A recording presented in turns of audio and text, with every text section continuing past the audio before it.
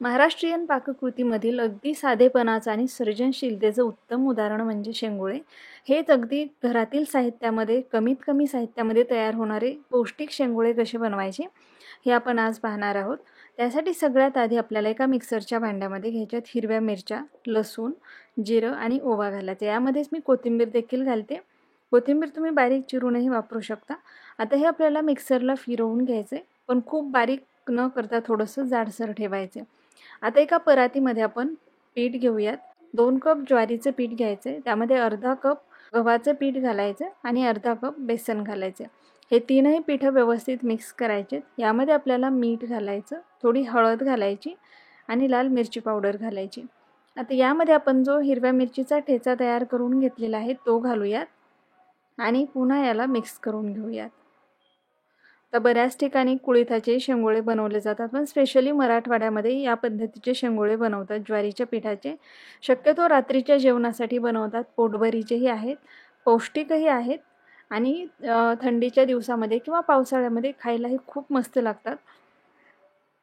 आता यामध्ये थोडं थोडं पाणी घालायचं आपल्याला आणि पिठाचा घट्ट असा गोळा तयार करून घ्यायचा आहे. या पद्धतीचं पीठ आपल्याला भिजवून घ्यायचं आहे. पीठ व्यवस्थित भिजलं गेलेले, खूप जास्त पातळही करायचं नाही. असं पीठ झालं की याचे आपल्याला शेंगोळे बनवून घ्यायचे. तर पिठाचा छोटासा गोळा घ्यायचा आणि अशा पद्धतीने आपल्याला त्याचे शेंगोळे बनवायचे किंवा तुम्ही गोलही बनवू शकता.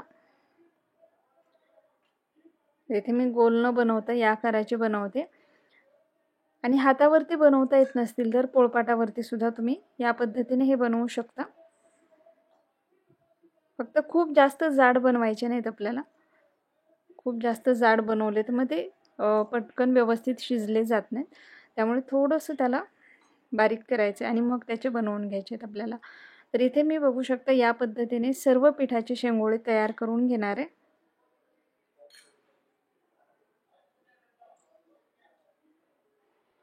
आता इथे सर्व पिठाचे शेंगोळे तयार करून झालेत. त्यातलं थोडंसं पीठ आपल्याला बाजूला ठेवायचं, ते आपण नंतर वापरणार आहोत.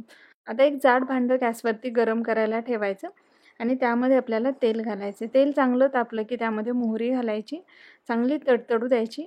मोहरी चांगली तडतडली की त्यामध्ये आपल्याला जो आपण ठेचा तयार करून घेतलेला आहे त्यातला थोडासा ठेचा घालायचा आहे आणि त्याला परतून घ्यायचं आहे.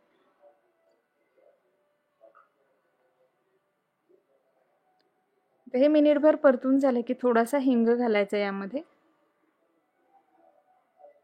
आणि थोडी हळद घालायची आणि यामध्ये आपल्याला पाणी घालायचे. इथे मी गरम पाणी घातलेले, तुम्ही गार पाणी घालून त्याला उकळी आणली तरीही चालेल.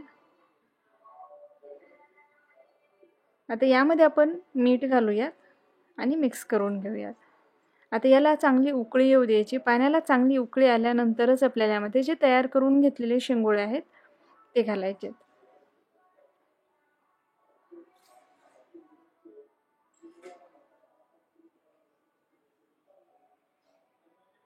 पाणी आपल्याला अंदाजे घालायचे यामध्ये. आता सुरुवातीला गॅसची फ्लेम आपल्याला मोठी ठेवायची. याला एक उकळी येऊ द्यायची शेंगोळे घातल्याच्या नंतर आणि एक उकळी आली की गॅसची फ्लेम कमी करायची आपल्याला आणि यावरती झाकण ठेवून याला चांगलं शिजवून घ्यायचं आहे. शेंगोळे व्यवस्थित शिजायला हवे. आता एकदा आपण हलवून घेऊया त्याला.